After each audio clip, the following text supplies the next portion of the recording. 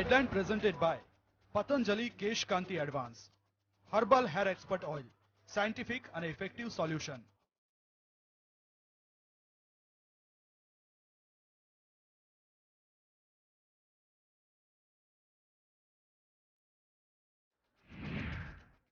અમદાવાદમાં અકસ્માત સર્જીને 9 લોકોના ભોગ લેનાર તથ્ય પટેલ અને તેના પિતાને આજે કોર્ટમાં કરાશે રજૂ. ગઈકાલે પોલીસે કર્યું હતું ઘટનાનું રિકન્સ્ટ્રક્શન.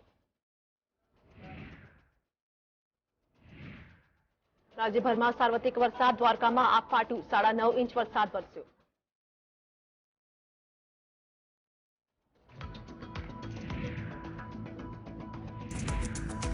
સૌરાષ્ટ્રમાં પડેલા ભારે વરસાદથી તાનાજીને લઈને આજે સીએમ કરશે હવાઈ નિરીક્ષણ. જૂનાગઢના વહીવટીતંત્ર સાથે કરશે બેઠક.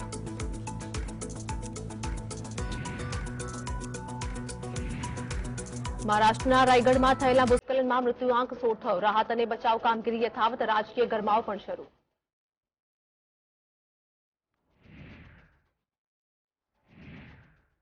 મણિપુરમાં હિંસાના મામલે આજે પણ સંસદના બંને ગૃહોમાં હંગામો સંભવ. બીજી તરફ મહિલાની નગ્ન પરેડ મામલે 4 લોકોની ધરપકડ.